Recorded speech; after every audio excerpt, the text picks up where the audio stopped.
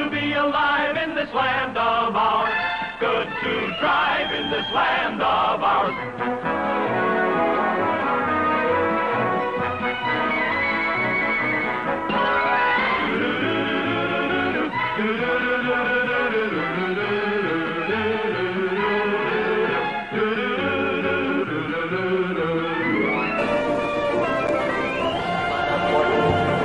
Hello, Canadian hockey fans in the United States.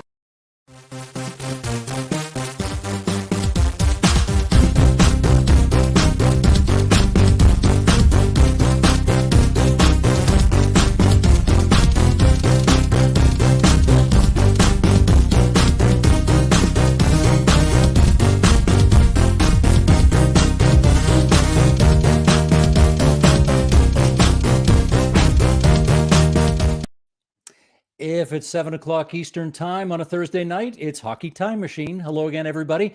Steve Paikin here in Midtown Toronto, and on behalf of Laura and Paul and Glenn, we are delighted to welcome you to a program that we suspect will remind many of you of your childhood. I'm willing to bet that a lot of you played shinny when you were growing up on some backyard patio or outdoor rink, frozen pond, whatever. Well, it was 20 years ago that the National Film Board of Canada made a documentary called Shinny, the Hockey in All of Us. And we're pleased to welcome three of the creative forces behind that documentary for tonight's Hockey Time Machine. Joining us from Florence, Italy, David Battistella, who is the director and editor. And back here in Toronto, Ontario, Jerry Flahive, the producer of the documentary, and Michael Grippo, who was the director of photography for the documentary. So let me start by saying good evening, everybody, and buongiorno to David. David, what time is it over there? That's about 1 a.m. over here. You are, as we say, a great Canadian for staying up so late for us. We thank you very much for doing so. And great to welcome you other two guys. Than most hockey moms. Well done, well done. Well, I know a lot of people who are watching this have played shinny in the past, but I'm willing to bet that not too many of them have played shinny in surroundings such as these. Glenn, clip number 1, please. There is very little wind. There is nothing that you're hearing that's going on around you.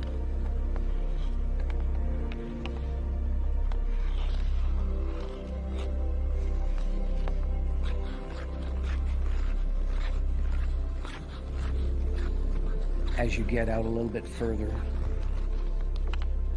you can hear the incredible sounds that come from beneath you and around you that sound more like some type of surreal witch howling at you as you go across this incredibly smooth surface.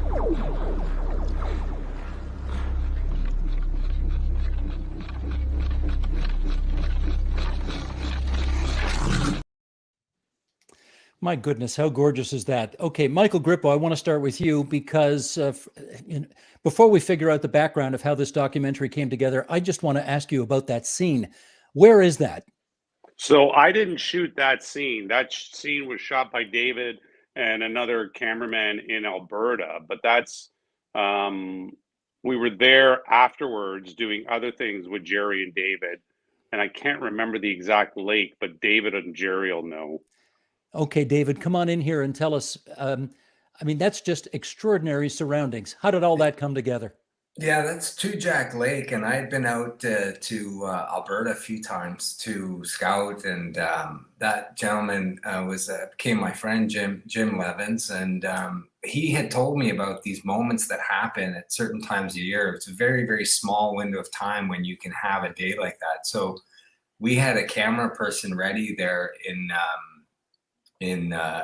Banff, and when that day came, they got together and they went out and they shot that scene in the morning for us for the film. It ended up being the opening scene in the film because, as you can see, it's one of those nature moments that makes the whole shinny experience magical. So that was Two Jack Lake. It actually happens. Those are actually the real sounds that the lake makes. The ice creates kind of a drum skin, and the whole process of, and we love that thing of like him skating with open water like that. There's this whole, it just, and they, had come up with this great idea to I had asked Jim about, if you could carve, we had played hockey together, so I knew he was a great hockey player, but I asked him to sort of carve some shapes into the ice and really go for the sound. So they captured that scene, and it really set things off, because that was sort of the spirit of Shinny, right?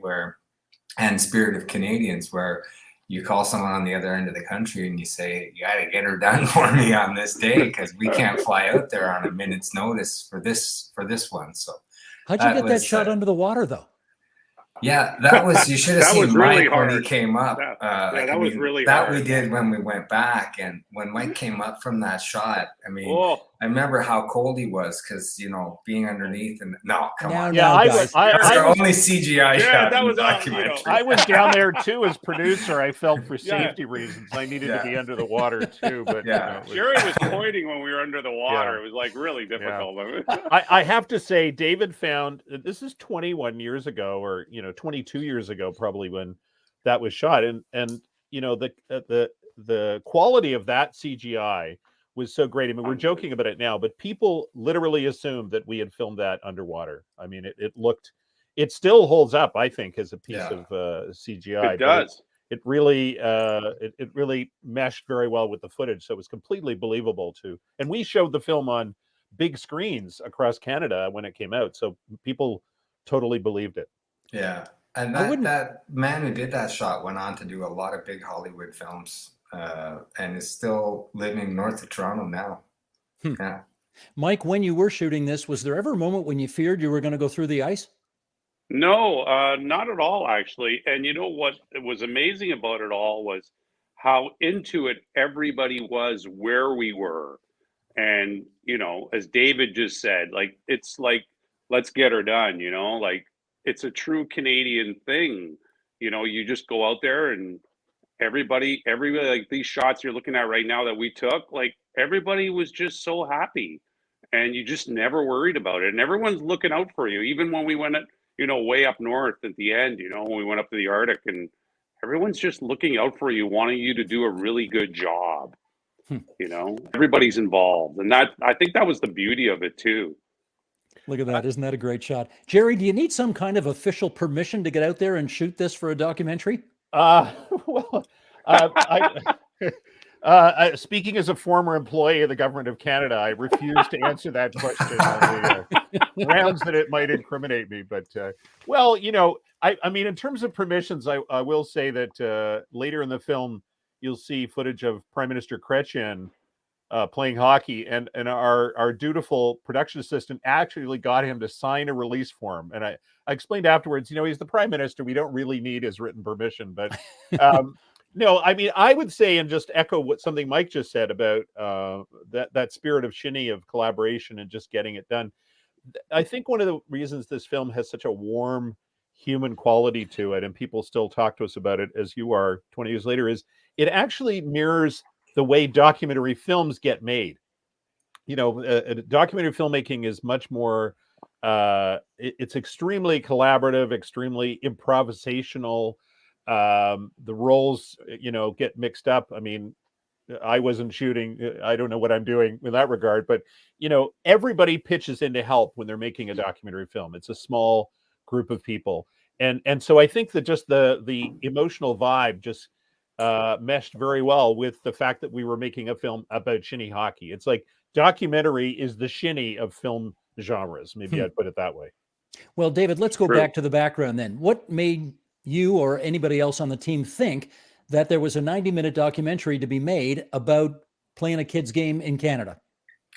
We weren't sure that was going to be the case to start out. And I think, the reality of that situation, and the situation I still live by, is that when I start a film, and I loved this about National Film Board documentaries, you'd find films that were 3 minutes, 8 minutes, 17 minutes, 22 minutes and 4 seconds. They weren't into any kind of a TV culture at that point. And so making a film with them, I really didn't know. We had an idea that we would be going across the country, but I didn't know whether it would be a 42-minute TV hour documentary, or what it was what it turned into, a feature-length documentary. But I remember sitting in my living room one day and writing 3 lines, like literally and I found that note a couple of years later, and that note literally said, it would be great to make a film about Shinny. And really what I did when I created this film, and when I started to put it together, and when we started to shoot it, and this just goes back to what we're talking about the style of the film and everything, is I just remembered being 10 years old, and I remembered being on a rink, and I remembered living in Ottawa and weather like that. That happens to be my niece right there. This is the Governor General's rink that we're looking at right here. And I just wanted to make this film through the eyes of a 10-year-old. That life and that experience that I had as a 10-year-old boy, being out on those rinks, and the emotion that it put into me, and the Canadianness it put into me, and the lessons that it taught me about being a person and being around other people and learning. And it also was a love affair with the game of hockey, because the thing I always loved about ice hockey and playing hockey is just the very fact that no 2 games I ever participated in or played in were the same. There was never a repeat with any hockey game, whether I was playing organized hockey with full equipment on or shinny hockey out on a pond. That puck was never going to bounce the same way. And so going into this, we never really knew what we were going to get out of it, but we went in with that spirit of, we're going to, play until the game's over. And when it's over, we'll see what we got, and we'll look back, and here we are 20 years later, looking back saying, well, maybe that window in time and that winter in Canada, which was, shot over the winter right in going into the millennium. Maybe we cut a little piece of Canadian history out there for people. And I've always looked at it as something you can just, leave with the National Film Board, which is a national treasure. And still have great relationship with Jerry and Michael, people I talk to, regularly, even moving to a different country and everything. So the bonds we form in these situations is really what it was for me. So 90 minutes, long feature length, all of that, I kind of didn't have that in my mind. It was like, let's give people and this experience and see if we can touch their hearts with what I experienced as a kid. Well, which you did. Now, Mike Grippo, full disclosure here, you and I worked together at CBC more than 30 years ago, and I know how busy a guy you are, and you probably have your choice of any number of projects to work on. So the question is, why did you say yes to this one, and why did you want to do it? Shinny or not the Shinny? Because the photo you're showing is the freedom. Like, whoa. Not that one. I mean, David's a very close friend. David's probably one of them, if not the most talented guy I've ever worked with. And I tell that to everybody. We both love playing. I'm big fans of, being with Jerry I was doing a lot of film board stuff then.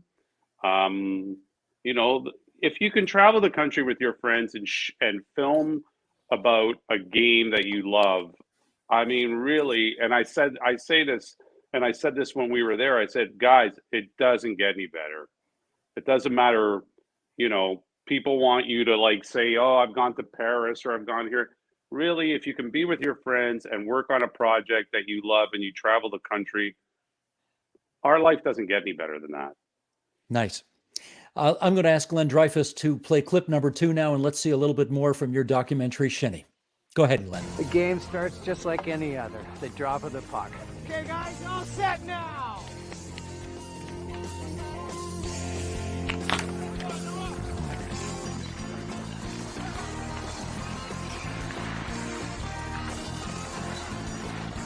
Get that guy! I don't think there are any rules to Shinny, are there? There's no major rules to it. There doesn't seem to be any boundaries. Yeah, we go pretty wide on this rink. But it's a very safe way of playing hockey.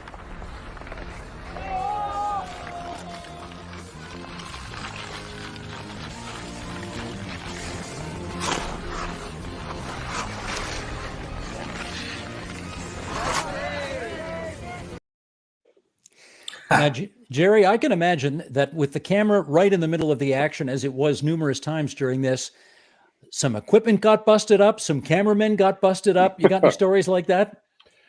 Well, I should also say that the National Film Board of Canada, we have no insurance. So I was always That's true. Honestly, we have no insurance because we're the Film Board was an agency of the government of Canada, and so the idea that we could take out production insurance on every film would cost the entire budget of the NFB.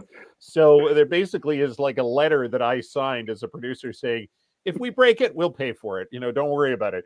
And that usually worked, except in the United States, where they just looked at me like, no, you need insurance. No, I don't remember any trouble at all. I mean, again, the pace was quite measured. And, again, it's one of the things about documentary is that you have the time because you're not spending, enormous amounts of money as you might on a drama or something. You have the time to just relax, be in the moment, capture things. There's so many, I watched the film again this morning. I hadn't seen it in a couple of years. There's so many little images that Mike captured and David found in the moment, both at Banff and across Canada, that just require patience and an observation. So, I remember us pulling toboggans out across the lake to bring all the equipment out and get everything set up. So no, I don't think we had any chipped teeth or anything. I still have the long underwear that I wore that day. So the Hockey Hall of Fame has not called me yet. I mean, I'm sure. Maybe the call will come someday, but not yet. Steve, I just wanted to jump in on something you asked Mike earlier, but I was working at CBC at the time as a film editor, and I had seen a lot of Michael's footage and had the pleasure of editing it. He always made my job very easy. And one thing I noticed about Mike's work at the time, Mike was very well known as a war photographer. Like that, Mike was willing to go into a lot of very dangerous situations. And I believe he did a bunch of tours in Bosnia at the time and had been in a lot of really dangerous things. And he was kind of known as that sort of guy that goes into war zones and stuff. But I had seen his footage and I saw what he was really capable of and you can see in the film how beautiful his images are. And when I think we sat down to talk about it, I don't know if Mike remembers this, but I said, Mike, I want you to make something beautiful now. Like, get away from all this war stuff. Let's go out and have a good time and make something really beautiful. So that was part of what went into the initial, us building that relationship, which is a very important one because a lot of times in situations like that, as a director, you have to have an incredible amount of trust for the person holding the camera. I learned a lot from Mike in that experience, and I carried a lot of how he works, his work ethic, and everything into my career later in documentary making because he's just got so much experience. So I just wanted to add that. Mike, do you remember that piece of direction from your friend? Oh, David? yeah. I mean, we became good friends, and we're still good friends, and it's true. He had the other thing too. You got to remember one thing that I will say. And Jerry can agree with me. I mean, David had a vision. He knew what he wanted. And in our world, you go out a lot of times where you're, are we making what you want here? And, David knew what he wanted. And that goes a long way, when you're making you're doing a film and you're making a project. That goes a long way. You're not then, shooting everything and there's a dock in here somewhere. It was actually quite the opposite. Well, speaking of going a long way, Jerry, maybe you could confirm this this rumor that I heard once upon a time and tell me if it's true, that there was a shinny game happening on the St. Lawrence River and somebody got a breakaway and that's how they discovered Prince Edward Island. Is that true? Well, that's Shinny Part 2, which we're working on right now. We're just seeking some funding. No, I mean, from my perspective, I actually, I was at the Film Board for 33 years. And one thing that I remember when David started talking to me about this film is that, I used to joke that every Canadian has, by right as a citizen, is entitled to be in an NFB film at least once in their lifetime, as our goal to capture everybody at one point. But the Film Board never really made very many films about hockey. It's almost like the cliche about the NFB. Its films are about beavers and Saskatchewan wheat, but there weren't a lot of films about hockey. So I felt, this is something that was really important for the board to do. But the other thing, if I can just speak about Mike and David too, is that the making of the film, as Mike said, often it's just it's sometimes these things are a bit mechanical for documentaries that are quite scripted in advance. Where you're just going to capture footage. You've decided in advance what you want, and you go to capture that, and you come back to a predetermined sort of recipe to finish the film. And that is the complete opposite here. That vision was in David's head, and so it's again one of the beautiful things about documentary is you respond to the moment. You have a broad notion of what you want to capture when you go to something like that in Banff, but there's another sequence in the film where there's a young woman from Australia who's been had been in Banff for 1 week, and she's clearing her own Shinny Rink on the Bow River. That's you just have to be able to respond to that, and the director has to have that vision, and the cinematographer, in this case Mike, has to say, yes, we can do this instantly. And both of them did that. And I final thing I'd say too about documentary is that I never took for granted. I learned very early on that people you're out filming in the real world, they have no idea how documentaries are made. You might film for an hour and 2 seconds of it ends up in a film, or even worse, they film with them for an hour and none of it ends up in the film. So I always felt the protocol and the diplomacy was very important. And that's something that these two guys have in spades, because if you can put people at ease and make them feel part of what you're making, as opposed to, come stand in front of the camera and speak and say this and do that. And I do remember when we'd say to people, we're going across Canada to make a film about shinny hockey. It's like, I'm in. I mean, people were just, it's almost like it was a federal government program to celebrate shinny. And it kind of was, really, in a way. And these two guys made people feel part of it. Well, David, let me follow up on that with a question about why shinny persists. And I mean this. A lot of parenting today is putting kids in very structured programs. Kids are, you could say, over-programmed today in very structured circumstances.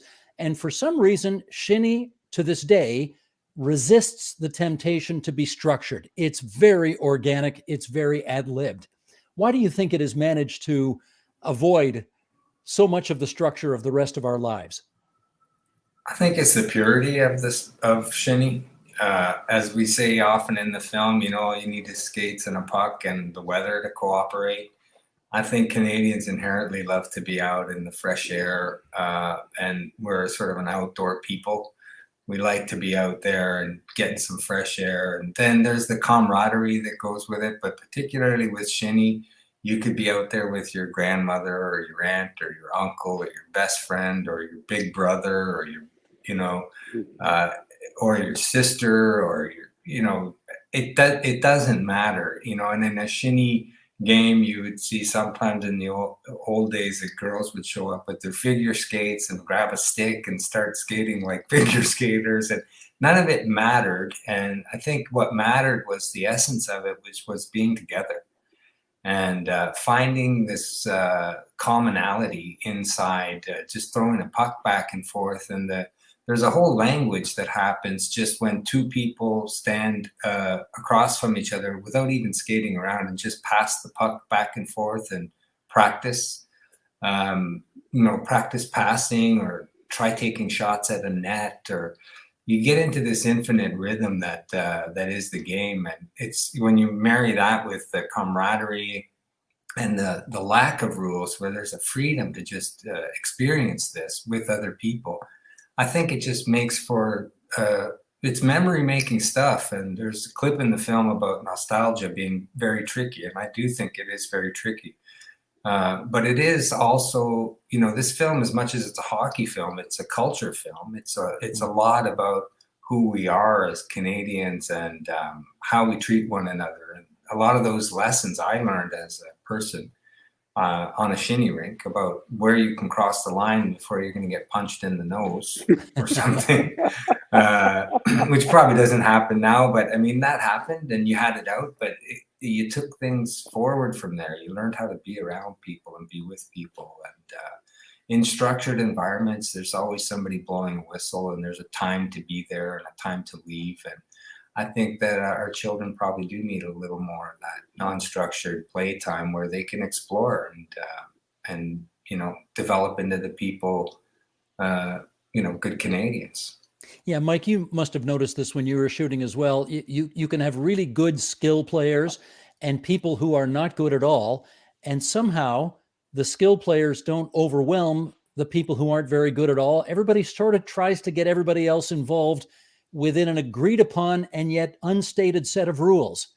How do you think that happens?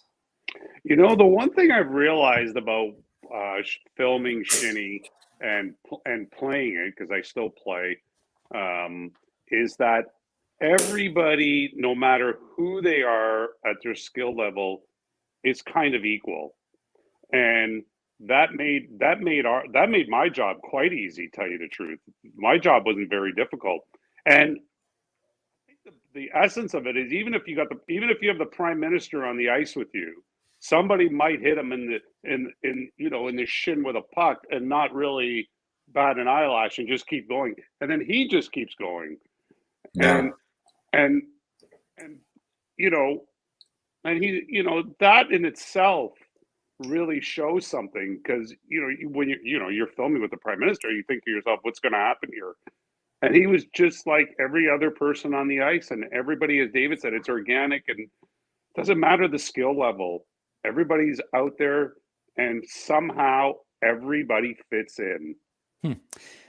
Jerry, maybe you could help us understand how you happened upon the people who ended up in the documentary. And by that, I mean, you got the Rockas who build rinks. You got a dad in Orangeville, Ontario, who builds his own backyard rink. You got a guy who says he estimates he volunteers 30 hours of his life every week just to keeping rinks up. Like, where'd you find all these people? Well, some were people David knew. David was so knowledgeable about shinny hockey, and just it was part of his life that, it was just a natural affiliation with people who would be characters in the film. And, some like the Australian girl in Banff, we just stumble across. So part of it is, I think it's different now because you just put the word out on social media and, people come by, but a lot of it was sort of word of mouth. And I think that led to, it's a word that we use in documentary, but you tend not to say it out loud when you're not around documentary people, and that's casting. Because, it seems artificial. You're talking about real people, you're not casting actors. But, it is very much, even more so in something like this, where it's not just, well, we're going to interview somebody and can they speak for 2 minutes about a topic or a story that they have. This is people just living their lives and being comfortable enough to let us film it. So it was a kind of a word of mouth thing, and, asking in different communities. And as you can see in the film, there's a couple of sequences where some, the hockey shop in Toronto donates equipment, and then we follow that equipment to the Arctic. And, it was just this sort of natural paths of conversation that led to the people being in the film. So not everybody we film ends up in the film. But as I said before, I think it's a very much people got the spirit of what we were trying to do. And so if you're talking to people and they have friends who play shinny and there's a story here, a story there, we weren't so locked into a schedule that we said, well, that's an interesting story, we don't have time, or we can't go there. If we had to go to the Arctic to follow that story, we did. David, I wonder how the phone call goes when you try to convince somebody to participate in your documentary. And then when you get back to the editing suite or whatever, and you realize that I just don't have a good spot in which to place this footage, and they're not going to be in after all, do you make a call and tell them, gosh, we're really sorry, but you ended up on the cutting room floor? That's a bit of a heartbreaking situation, actually, for any filmmaker, because not every scene made it into Shinny. There were some scenes that obviously, we shot, I think, we had the opportunity, I think, to shoot for about 35 days. And we went for more shoot days because we figured we'd need a lot of weather contingency. And the way it worked out was we really had God on our side everywhere we went. I mean, things happened that were miraculous. I had gone to, in one instance in Nova Scotia, I'd gone to Howard Dill's farm, where, you know, we think that maybe the first Shinny game was ever played. And it was, when I got there, it was, you know, 12 degrees, and the guys were coming in 3 days to film, and I had to make the call. And I said, well, make the flight, you know, fly from Toronto. And they were like, you're crazy. It's 8 degrees and this pond is actually water. Like you could walk through it up to your knees in water. And they got in that night. The weather went down, and like there was I don't know, Arctic wind that came in for a night. And the next day we filmed on that lake. And the day before it was like grass and open water. Like those kind of things happen. And that was another instance where I had filmed a lot with Mr. Dill, for example, and I had heard through some other channels that he was really not happy that only the great province of Nova Scotia, as he put it, was only represented for a few minutes, and his pond. So that you know, you lament those things, and you do your best, and you hope that people understand that there's a wider thing here, and we had to get a lot of people in, and it's a tough call to make. I've had to do it at other times, but you do your best to research enough to know that the person you're asking, because I always think it's a great honor for anyone to participate in one of your films, and they take the time. No one's being paid. They're not actors on the set that you can call over and say, do this, do that. So there's always a bit of a lament there when you have to say to people, yeah, sorry, you know, we couldn't get that scene in there. Yeah. Well, you've got some wonderful vignettes with everyday Canadians in this documentary, and you also have some very, very famous people. And let's focus on one of them right now. Glenn, if you would, clip number 3, please. I think the statement this rink makes about our country is that our country is an open place. It's a democratic place. It's a place where everybody has access.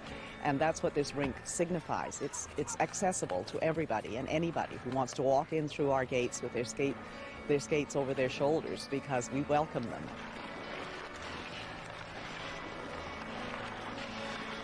The fact that I open the house to them means that I'm happy that they're here. People book it for Valentine's Day or for birthdays, and it's very nice to feel that this house, which is the people's house, is able to be used by everybody for their celebrations, for their fun. Now, for our American friends who may not know, that is Adrienne Clarkson, who was the Governor General of Canada when this film was made. The Governor General, of course, being the Queen's representative in Canada. She is the head of state, not the head of the government. That's the Prime Minister, but she is the head of state. And okay, Jerry, how'd you get Adrienne Clarkson to participate in this? Well, maybe it's something to do with the fact that she is a former CBC television host, and so understood our needs. But you know, and I mean, it's one of the blessings of working for the National Film Board. It didn't always open every door, but it certainly, people understood when we were asking that the Film Board was trusted, that we were doing something that, even if it wasn't a serious subject, social issue necessarily, that we were taking it seriously and we were going to do it in a professional way, and that whatever we filmed would be preserved forever. I mean, the Film Board's made 15,000 films, I think, and they're all preserved. So this is part of capturing that. Even the material that, as David was saying, even the material we didn't use in the film or couldn't use in the film. So it wasn't difficult at all. There was just a kind of understanding, and there's a relationship there. And I guess that's sort of was sort of my job as a producer. I always said, as a producer, I should be the least important person on the set, on location, because if I've done my job correctly, everything's in place for the professionals like Mike and David to do their thing. So it wasn't difficult at all. It just becomes a question of scheduling, really. I did want to ask Mike, did you shoot that interview with the Governor General? Oh yeah. And how was that? I mean, it's different for me. You know, I knew Adrienne, right? And Adrienne and I knew each other from CBC. So, you know, I don't know if Jerry remembers when we all lined up after the shoot, that we all said hello, and she came, you know, and you get introduced to her, and the guy was about to introduce her, and she said, "Oh, I know who he is." And You know, I mean, I knew her from CBC, and it was great. You know, it's an honor to do it. There's one Adrian Clarkson. You know, there aren't two of those. You know, and she was always great to work with. Well, that's So why it I'm was, asking, Mike, because given that you two had history at the CBC and that there were no yeah. doubt opportunities when you were out on a shoot with her and she told you what to do, I wonder whether she was tempted to produce this shoot of yours as well. No, she was great. She sat, she was watching on the sideline. She was great. She was Yeah. it was a really nice event, to have her there. What I always love about that scene, I grew up in Ottawa and I remember going down there because it was an open rink. It was just a public rink. You could go and walk onto, and it was like, this is the Governor General's grounds. And I would explain to my American friends, I would say, do you think you could take a baseball bat and a couple of baseballs and some gloves out to the White House lawn for a little pickup game of Sandlot? Because that's what happens here, right?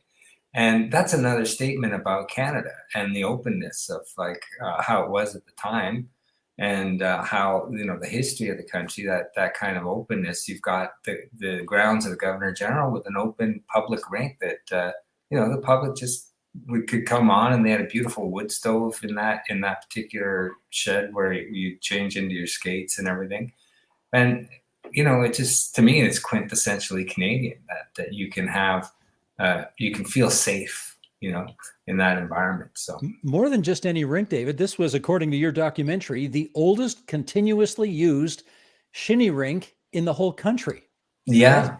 Yeah. That's well, they've got documentation on it. So the first rinks were built there very early on by previous governors general, and that was a real honor. And that was another thing, Jerry mentioned, when you work inside a structure, it's much different when you're an independent documentary filmmaker, when you pick up the phone and people say, who are you? Or what station is this for? And you're like, well, I'm independent documentary. Click. So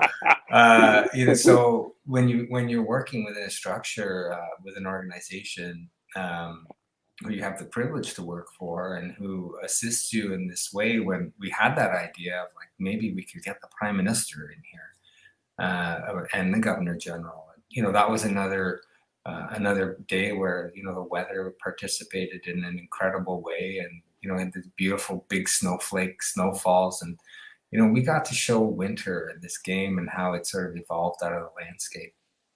Again, I think we should tell our American viewers that governors general have a long history with professional hockey and shinny hockey, for that matter, in Canada. Some of you may not know, Lord Stanley of Preston was the governor general who gave what became known as the Stanley Cup to the champion of the Dominion hockey playing at the time. The Lady Byng Trophy is named after the wife of former Governor General Byng. Yeah. And Adrian Clarkson herself, as Governor General, created the Clarkson Cup, which women compete for. It's now given to the champion of women's hockey in North America. So governors general have a very long and distinguished history of having supported hockey along the way.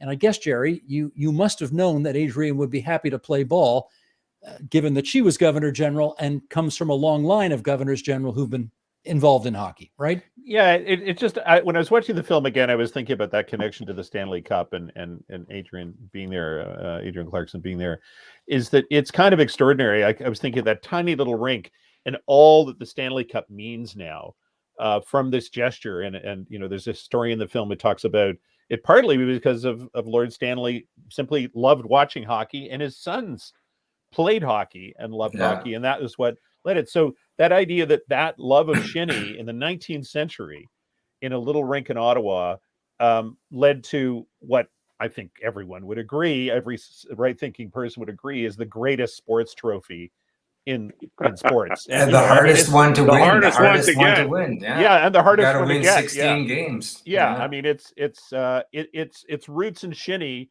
I think, are very important. It's not incidental. It's not a trophy that is based on some corporate sponsor or based on the league itself creating a trophy. It evolved right out of Canadian history. I mean, it's maybe it's why we all revere it so much, and why certainly Canadian players in the NHL, just it evokes such emotion, as opposed to some other trophy named after an American bank or something. Well, I know as the host of a current affairs show in my normal job, I'm supposed to say everything is debatable, but I'm with you on this one, Jerry. I don't think it's at all debatable that the Stanley Cup is the most glorious, the most beautiful trophy of any of them. And that includes the Vince Lombardi trophy and certainly the Major League Baseball championship trophy, which is a mess, frankly. Yeah. And even the Larry O.B., which is a nice looking trophy, but hoisting Stanley, I don't think it gets better than that. Yeah. And, I don't know. and the That's my fact that you 2 cents. get your name on it forever, right? Right on. That's the other one where people can, you can, if you get 10 minutes with that cup, you can look at all the names and all the people that came before you. And that's another tribute, where they put the entire team name, the manager, the coach, everyone who participated. Right. And, and it grows, it just gets bigger. That's another part. Yeah. Now, Jerry or David, I don't know which one of you wants to answer this question because it's a business question. I know we shouldn't talk about anything as tawdry as money here, but I am curious because you're shooting in the Rockies. You went to Bow River, Alberta. You're in Yellowknife, Northwest Territories. You're in Nunavut on the Arctic Ocean for the world's largest rink. You went to many other places as well. This looks like it was a plenty expensive documentary to make. What did it cost to make this thing? Who wants to fess up on this? Oh, I'll chime in. It was about my memory is it was about $350,000. And is that considered expensive for a documentary? No. I mean, in those days, certainly the higher end feature documentaries could even in 20 years ago could cost $600,000-$700,000. I mean, obviously, people make films for a lot less, and but what you're buying, as David and Mike said, is what we're also buying is time. I mean, that we had that many shoot days, we had a fairly long edit. It's I think it was a modest amount of money for a film that people are still watching 20 years from now and 20 years since. And I would actually, only slightly tongue in cheek, I would argue no other NFB film has been seen by as many people, and I'm definitely slightly tongue in cheek because we had a screening at the Hockey Hall of Fame and Ken Dryden came. And he called us a few weeks later. This is back when the film was first finished. And he said, he was president of the Leafs at the time. And he said, you know what? When we play Air Canada at the beginning of a Leaf game, we have this kind of old, corny stock footage of people playing hockey. Could you guys come up with something out of Shinny that would serve us better? And so we cut together, David, correct me, I think it was 2 minutes.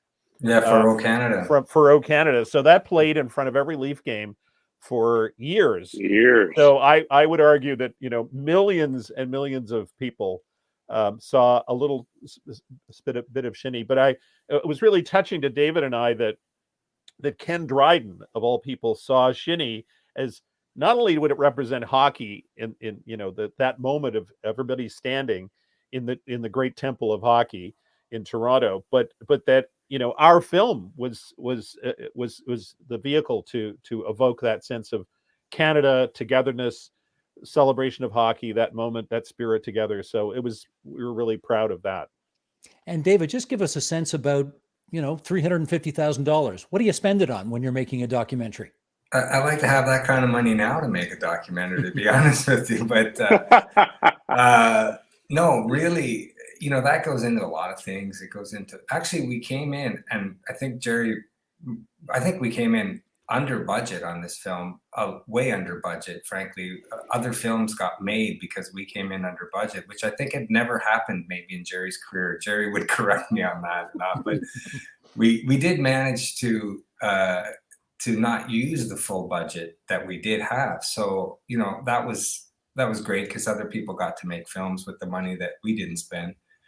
But I mean, it goes into flights, it goes into music rights, it goes into because you've got Hockey Night, the Hockey Night in Canada theme in this. Yeah, we've got that was another component. We've got Guess Who songs, and there's a whole other part of the culture that comes out of our music that's attached to hockey. And so there's a reason there's a lot of names on the end of the credits, because everyone who gets on there pretty much has gotten paid, aside from the people who appear in the film. And there's a lot of work that goes into just getting film crews around. And we had sound recordists in every city. because we really felt the sound of the game was as important as the visuals that Mike created, which were beautiful. But they're accompanied with a great sound, and the film was mixed by Steve Monroe, who is mixed every one of Adam Egoyan's films. So he's got an ear and a texture and a tone that brought a real quality to the whole film. So those were, in my view, really good investments, because it goes into what people hear and what they see on the screen. And I think the money that we spent, it certainly wasn't on champagne. Occasionally we'd have a beer after a shoot, but that's what people do sometimes after Shinny games. So we did have a great privilege to fly a crew and maintain a continuity with myself and Michael in many of the locations. And we picked up sound in different places because that was an extra expense. So, we did, the budget was what it was, but I think what we provided, what we brought to it was also valuable. So. See, when you told me the budget was $350,000, I assumed that Grippo cost probably $250,000 of that. Is that fair to say? No, I hear that's the case now. Yeah. No, he saved us thousands. I remember we were at Toronto Airport going to Calgary for the Banff shoot, and we had, I don't know, 37 pieces of luggage, all of which, all I had was my long underwear. That's it. That's all I carried with me. But it was all Mike's stuff. But then Mike stepped behind the Air Canada counter, because he's the world's, best known cinematographer. And it was just like, he pulled out his Air Canada, triple platinum card. It was like, it was all included, all the extra luggage. So I'd be like, thank you, Mike. That bought us a couple of extra shoot days. Yeah. Oh yeah. Well, let's hear from another big name that was in this shoot. Glenn, if you would, clip number 4, please.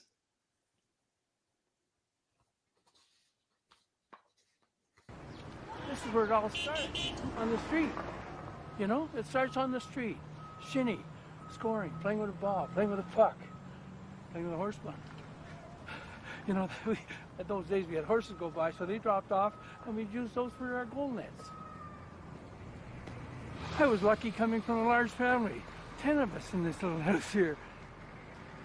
We couldn't wait to get up and get back out on the street and play hockey. Here they are. Look at that.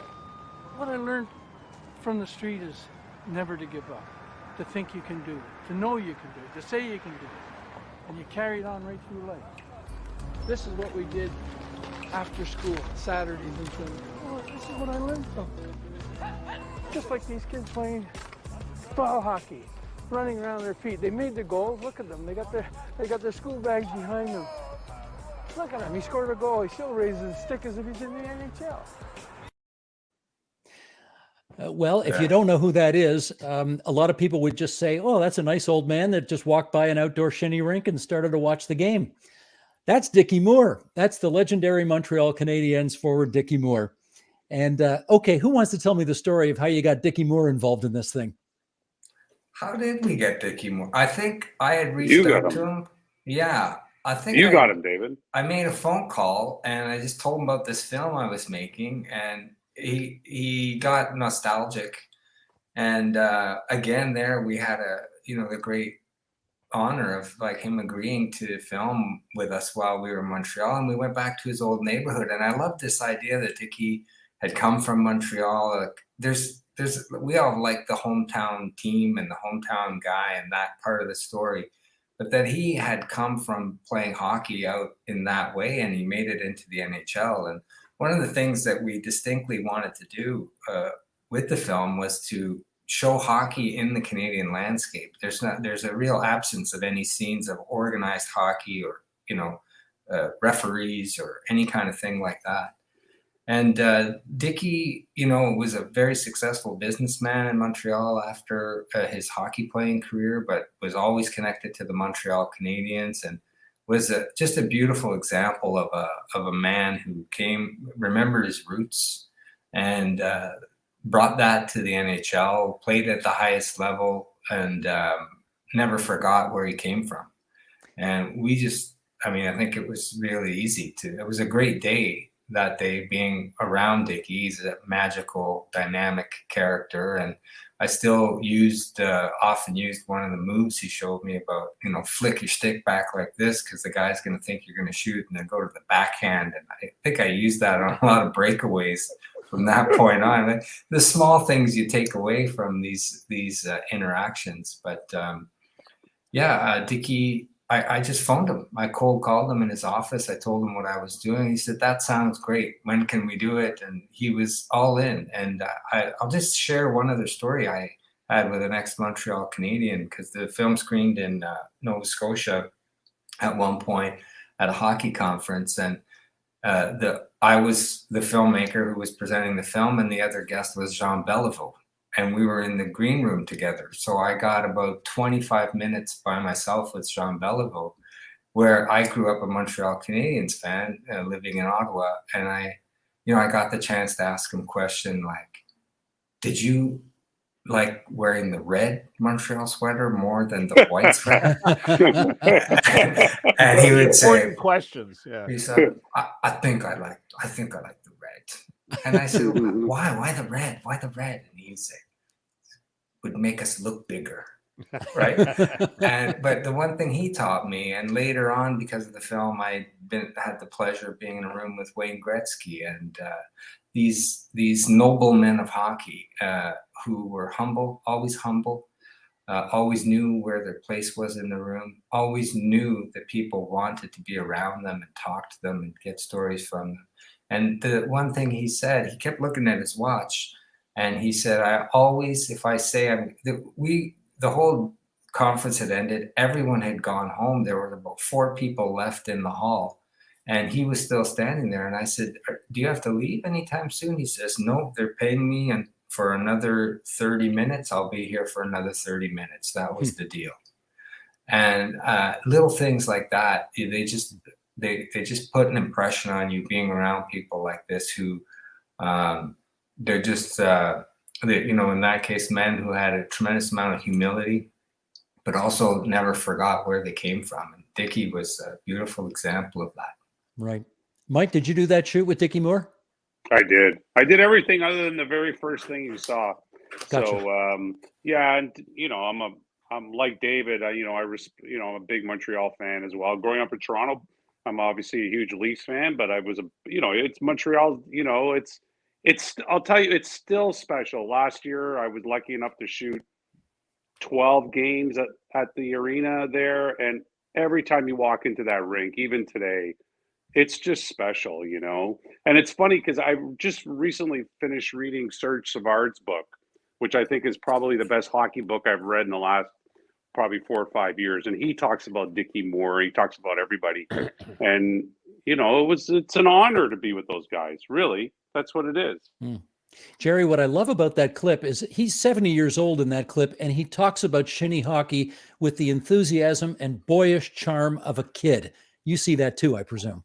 Oh, yeah. I mean, I think, David and I were talking about this earlier. I do worry, now that I'm looking at the film at 20-year lens, I worry. We're talking about climate change, David and I today, about the film, because, there's so much about the outdoor experience. I mean, Dickie Moore talking about playing in the streets of Montreal, and there's families in Saskatchewan and building that, the neighborhood rink or the backyard rink.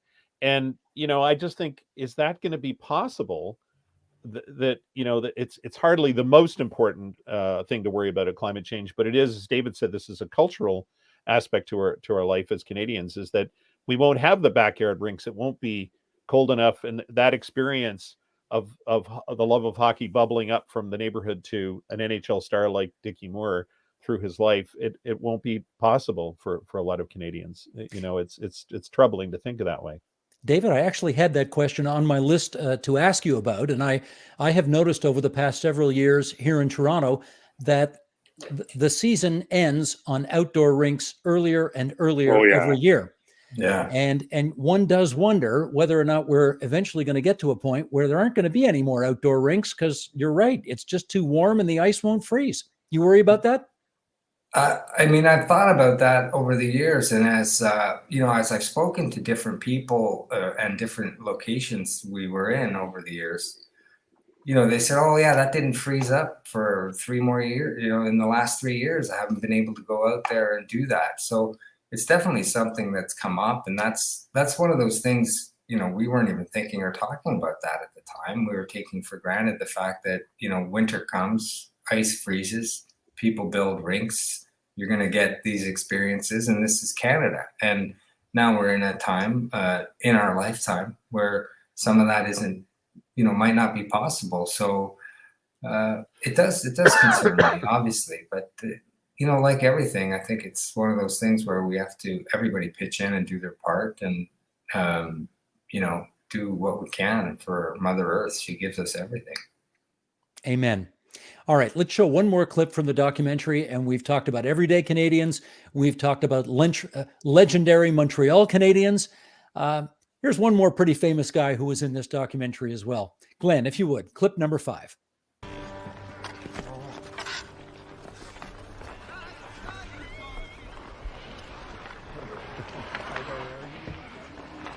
I did a lot of hockey when I was a kid. We didn't have much equipment. We used the heat and the books, that was sent in every home for pads, and we had a lot of fun.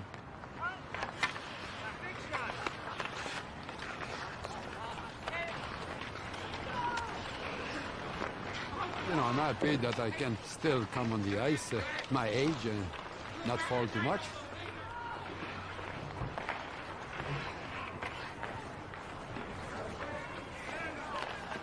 But this is, the winter is very, very important in the life of Canadians and the culture of Canadians. Well, there's Jean Chretien, who was Prime Minister of Canada from 1993 to 2004. Okay, Mike, tell us about it. Shooting with the Prime Minister. What was that like? Phenomenal. An honor, a great day.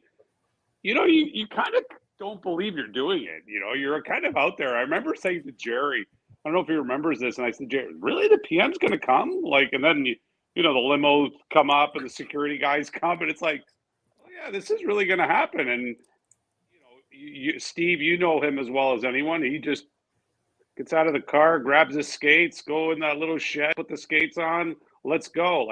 Okay, let's go. I mean, it's a thrill. It's a thrill to be able to film that stuff.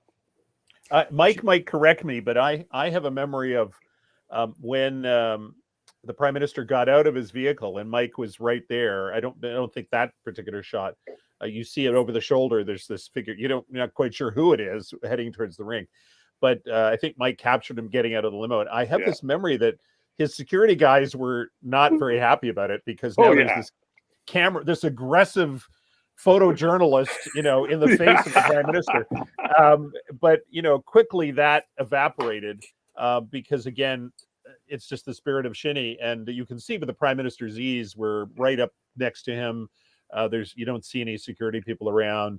I think just all of that nervousness and tension that I understand, of course, security people for a Prime Minister have to have, it just disappeared completely when they just saw, how relaxed everybody and how relaxed the Prime Minister was. So he gave us a lot more time, as I remember, than we anticipated. Yeah. Well, and he wore his hometown shirt too. He wore the Shawinigan team jersey. That was another, hometown thing. He's very proud of his hometown. And he just, as I remembered, he just got out, got his skates on and jumped out and joined the game. And he did a very Canadian thing. Yeah, David, I did want to ask you about security and place this in the time, because, of course, I think you're shooting this before 9/11, before security became much more oppressive around politicians.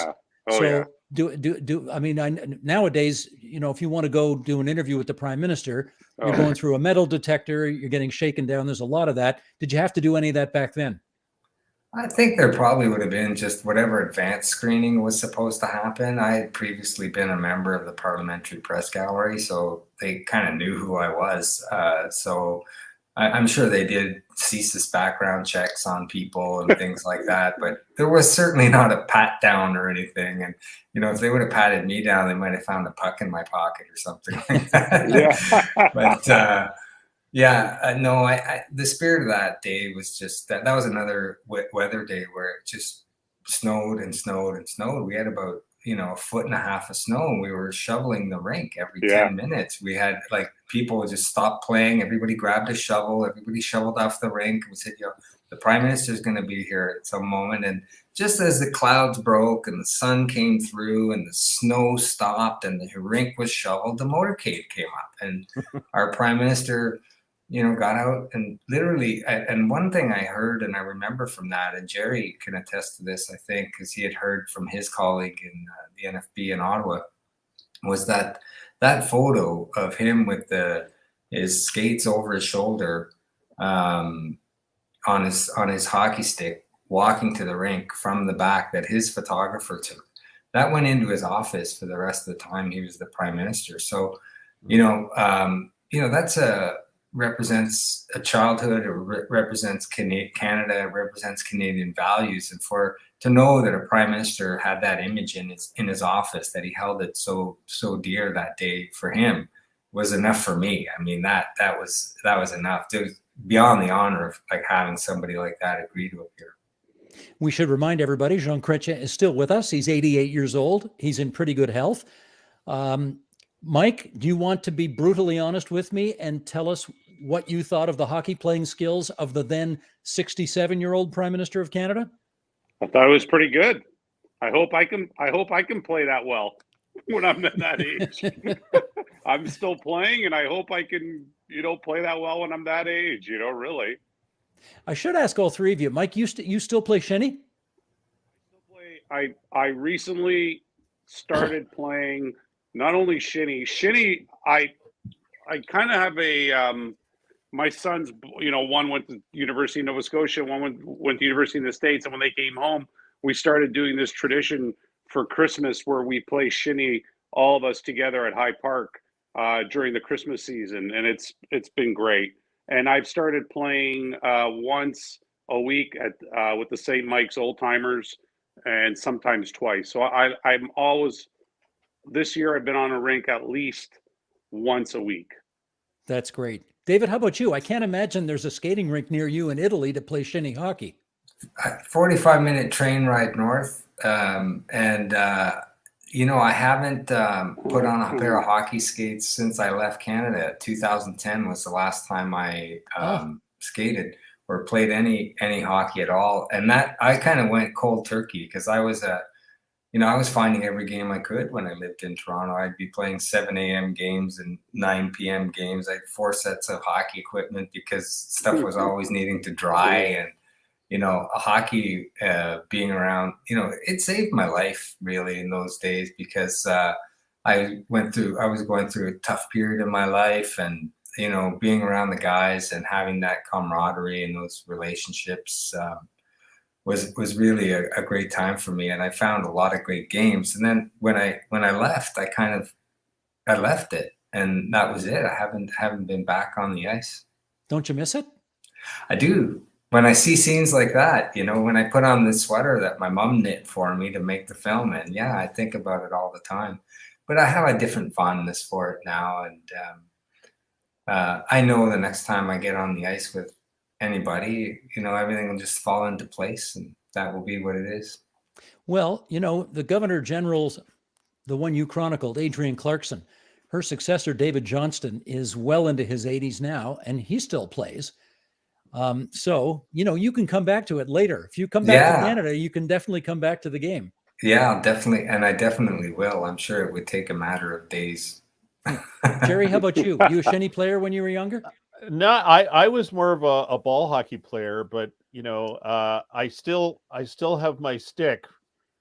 I scored 8 goals with this stick when I was about 10.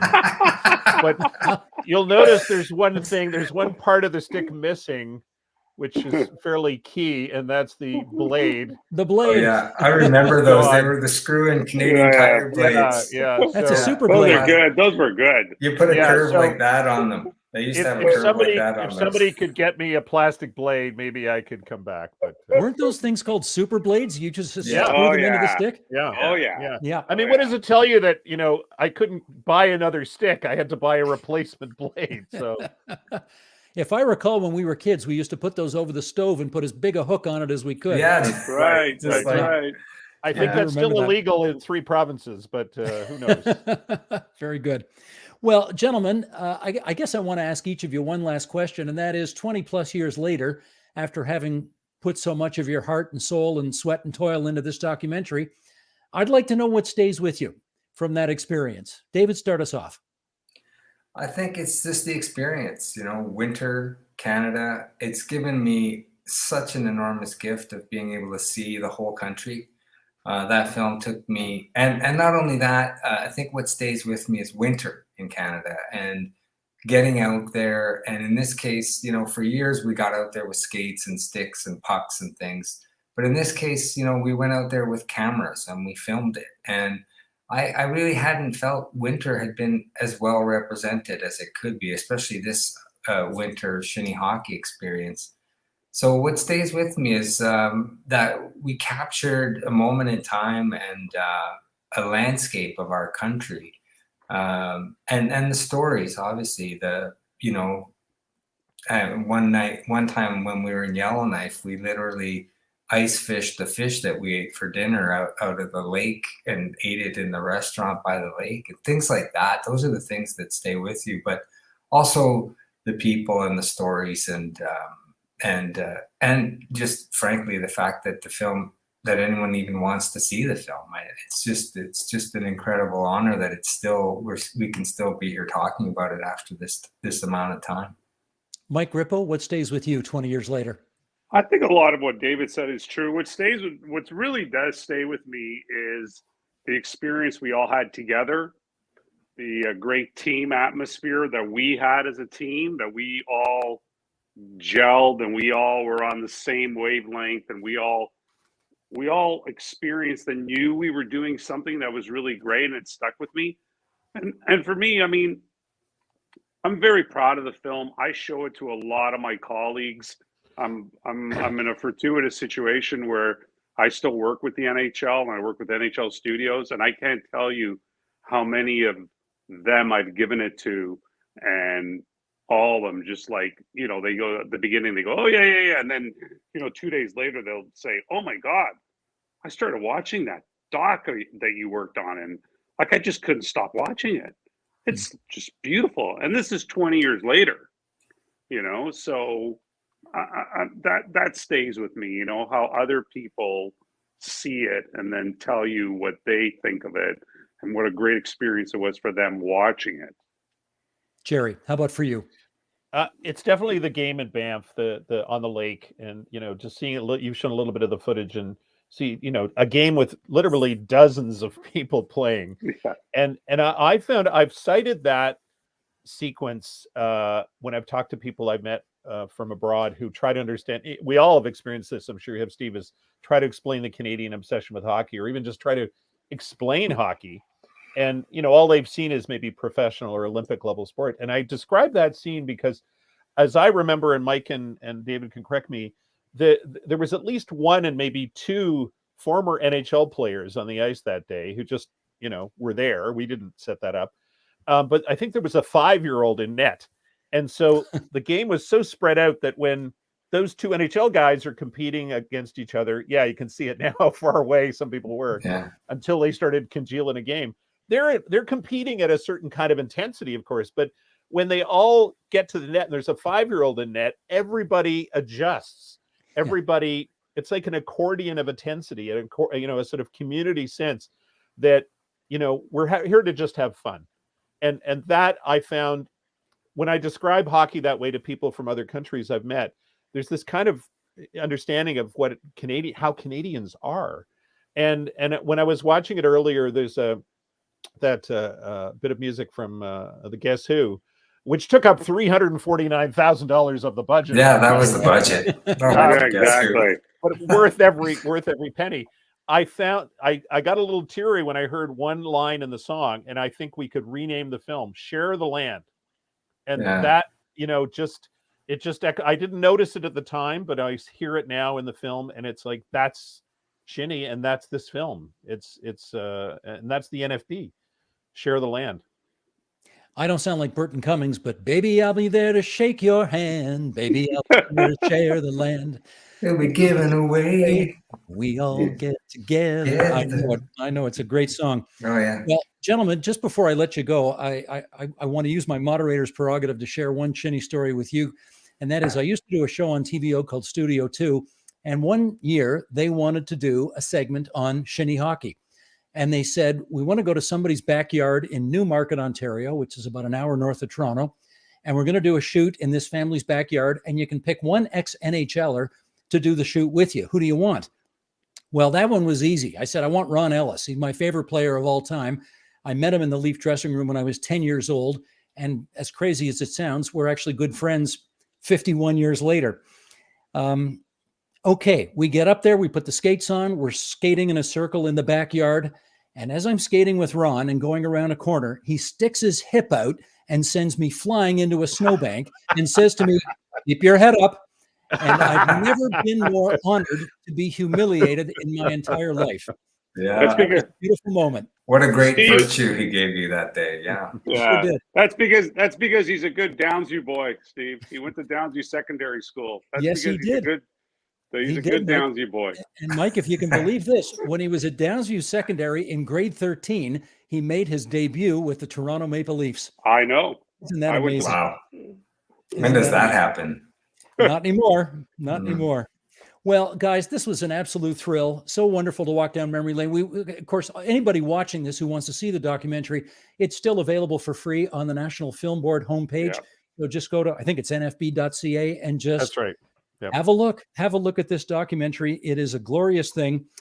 We want to thank you for your time tonight, and David, particularly for you, because it's got to be after 2 a.m, Florence. Yeah, Italy. That's okay.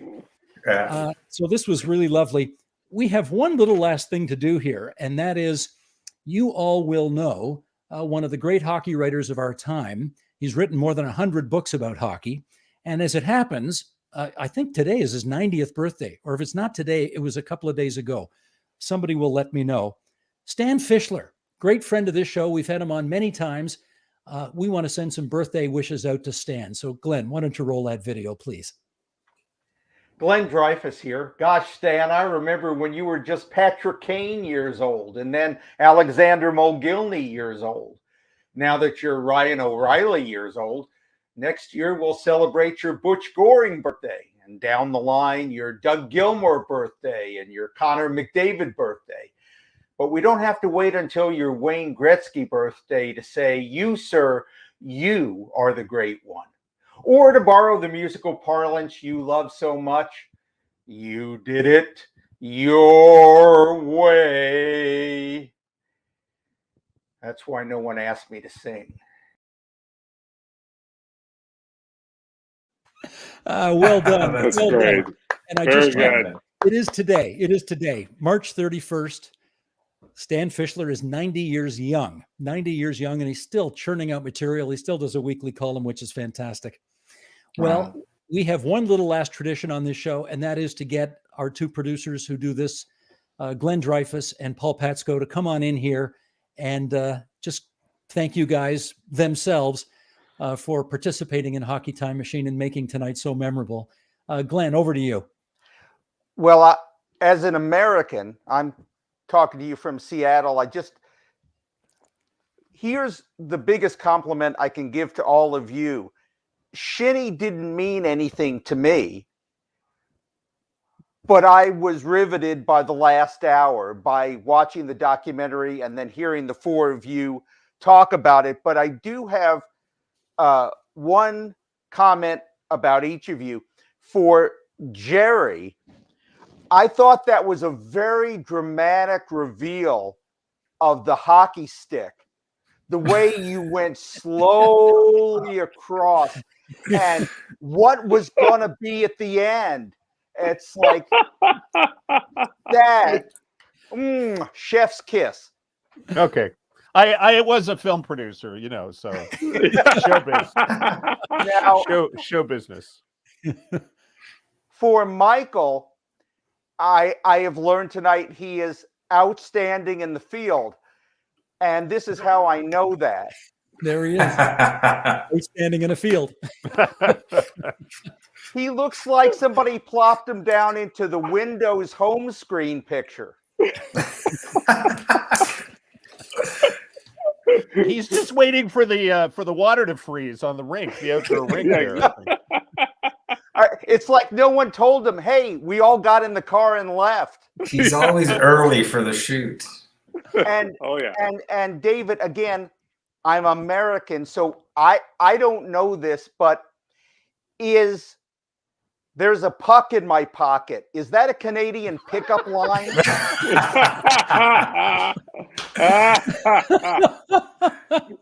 Yeah, no, I always had pucks in my pocket because, we never knew when a game would break out. So that's why. I thought a Canadian pickup line is 2 minutes for looking too good. That's right on. The record assured. It's funny. Somebody sent me a Christmas gift a few years back, and it was a hockey puck beer opener. Like, I don't know if you've seen those. It's a hockey puck, and in the inside, it's your bottle opener. So, David, I can just imagine Mae West saying, "Is that a puck in your pocket, or are you just happy to see me?" Yeah. That's the one I'm going to regret after this hour, gentlemen. Thank you very much. I needed that humility. I needed that. Thank you. Okay, Steve. Paul is not here right now. So, and for the sake of everybody else, I'm going to leave too. So I'll let you say goodbye. Good enough. David Battistella, it's so great of you to stay up so late for us in Florence, Italy. Jerry Flahive, Michael Grippo, great to be with you gentlemen as well. Take good care, everybody. For Hockey Time Machine, I'm Steve Paikin. So long. Good night.